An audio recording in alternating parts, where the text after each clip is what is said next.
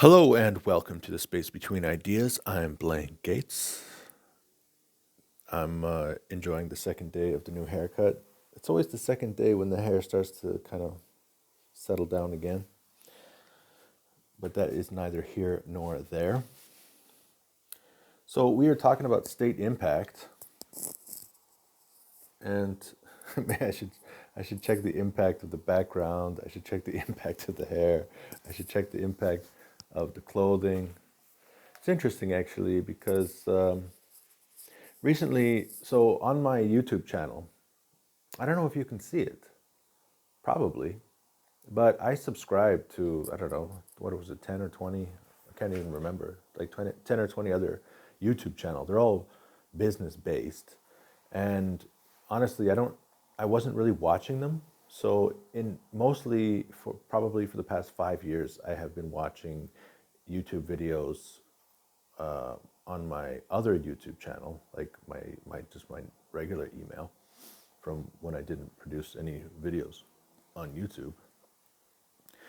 And yeah, so I was really focused on the economy, and I was really focused on like geopolitical events, and I just wanted to know like what is investing, what is the stock market, what is the Federal Reserve, why is the dollar the world's reserve currency, what's going on with different interest rates, like all of these crazy like finance questions. And I just like listened and listened and listened and like, what should you invest in gold? Should you invest in Bitcoin? Should you invest in the stock market? Should you buy bonds? Like, what is going on? What is a 10-year treasury? And I used to like, because I was really trying to understand what should you do with, what is this concept of money? And honestly speaking, after 5 years of listening to this stuff, it's like, it actually gives me a lot of anxiety now to listen to these types of channels because the thing is, you have all of these different economists. They all have completely different opinions about the same data points. And it's like, I don't know what to do. Like, I don't know how to process this information anymore, especially since I kind of have like my own plan. I know how I'm going to, what is the word? How I'm going to apply, incorporate, use my capital for the next several years. I have a plan that I'd like to follow through on, and I know the businesses that I'm trying to build. And so, like, as far as money goes, like, I don't really need to focus so much on the economy. I need to make sure I have a plan and that I work through that plan.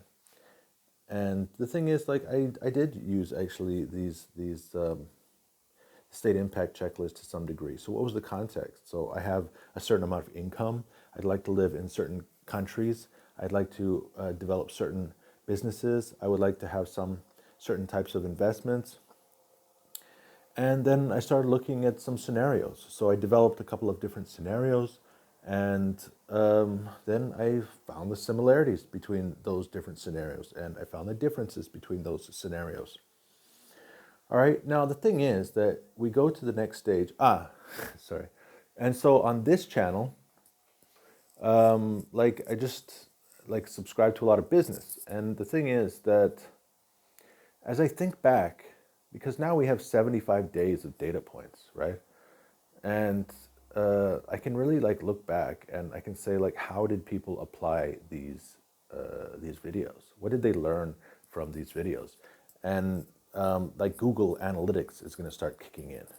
So it's like from like what videos were people watching, and then my videos were suggested, or what search terms did people use to find my videos, and then after watching the video, how long did they watch the video for, and then did they watch more videos, or did they then go to other people's videos? So these are all interesting analytics that can help me to understand who is my audience and what kind of content does my audience want.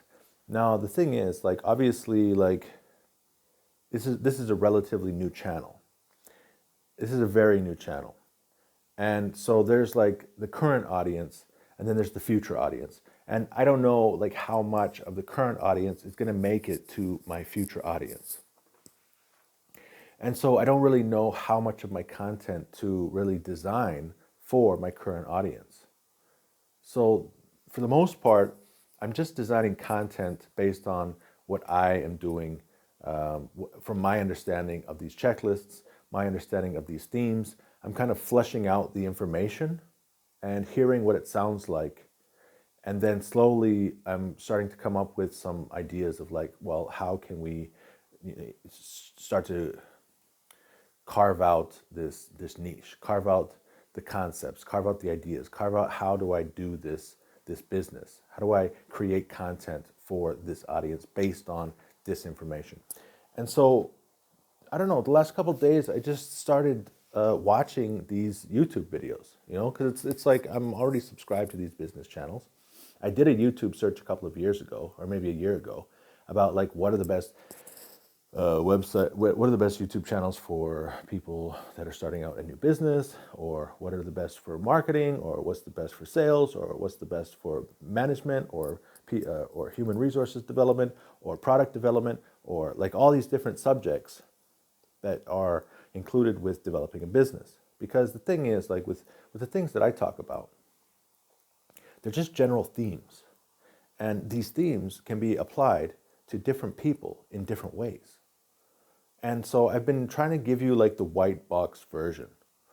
Like I haven't really been using a lot of examples.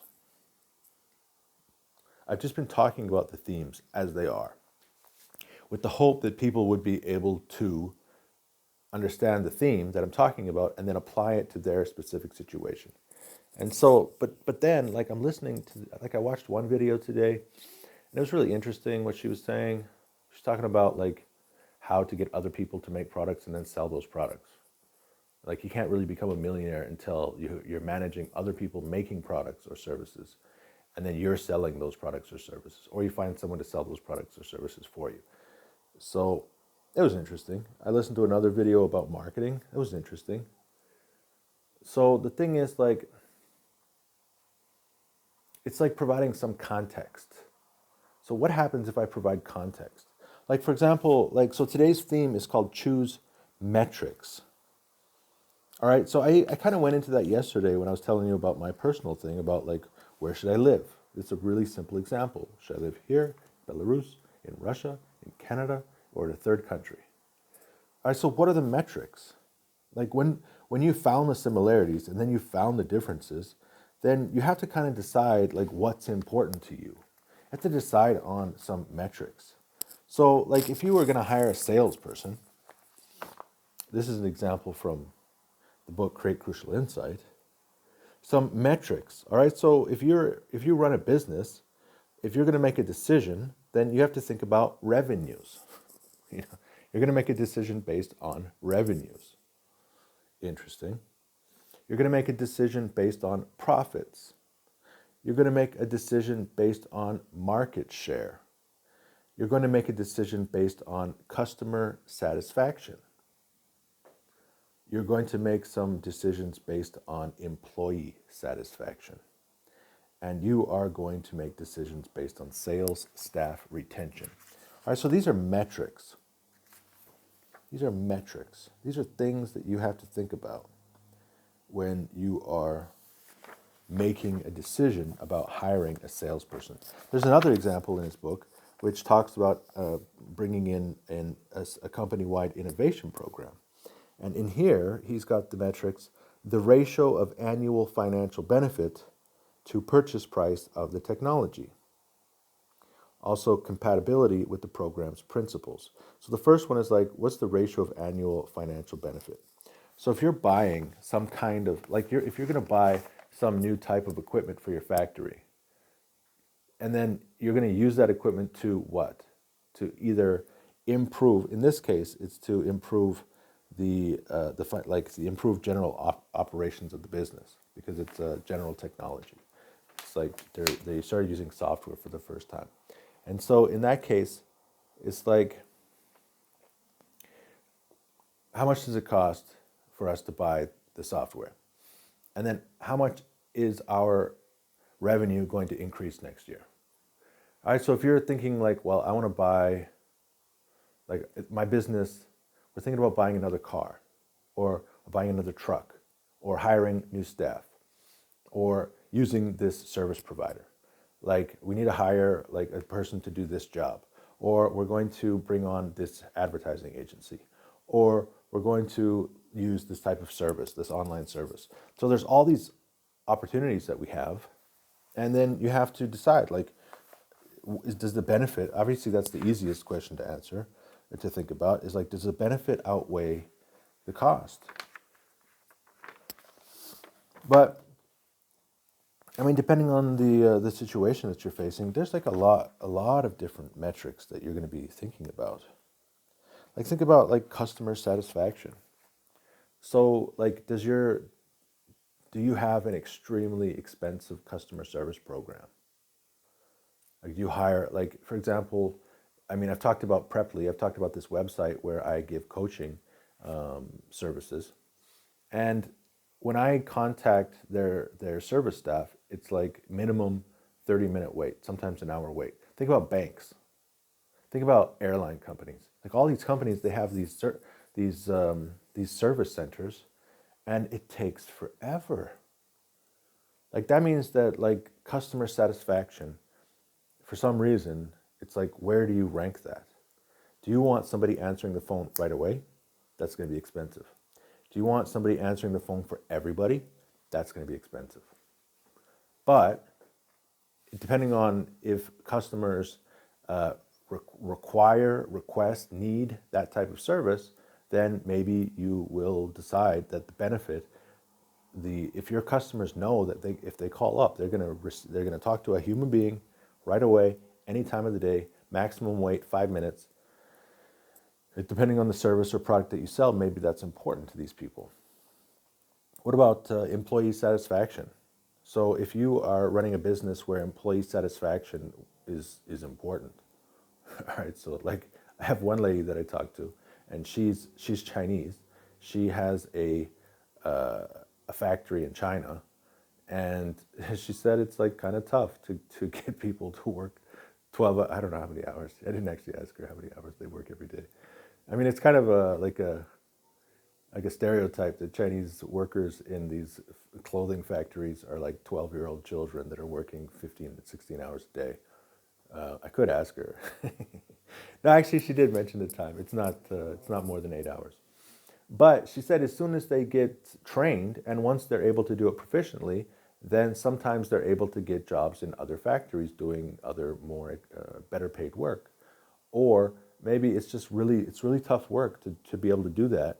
And in the past, Chinese people were like, well, we have to do this because this is the only job that's available. I'm barely making enough to live, but there aren't any other jobs around. Now, apparently, Chinese is the middle class in China is growing, and all of a sudden people have more choice. Choice. So all of a sudden employee satisfaction becomes much more important. All right. So, I had one lady, it was actually a really weird coaching session because she was an online marketer. I got the feeling like she thought that if she was in my class, like if she, talked to me for 10 minutes, that I would be interested in hiring her as my online marketer. I kind of slightly had that impression. I mean, I didn't let it be the driving impression of the experience. So basically she was like, well, I got a couple of months and I have to grow this business. I need to find some companies and they need to hire me as a full-time marketer. And I was like, this is exactly like that one time. So I was in Silicon Valley this one time, and it was like a startup event, right? And at the startup event, there was this guy. I think he was from India or Bangladesh, and it was so funny. He was obviously brilliant mathematician. And he was like, all right, so we're doing this startup. We have this new algorithm that can guess the stock market, and it's always right. And all we need is like $1 million, and then we'll be able to fully implement this program. And it's like, what are you talking about? Like, if you have a software that can guess the stock market, you don't need investment capital. Just turn it on, and then eventually you'll have enough money to do whatever you want. You could take over the whole world with that thing. So it's just funny. And like this lady, it's like her job is to like promote people's companies. And I was like, well, like, I mean, okay, so we came up with a plan, right? So like, what are the various things that you need to do in order to find customers? Because that's like the main focus right now. And so we just like listed out some activities that she needs to engage in every day in order to find customers.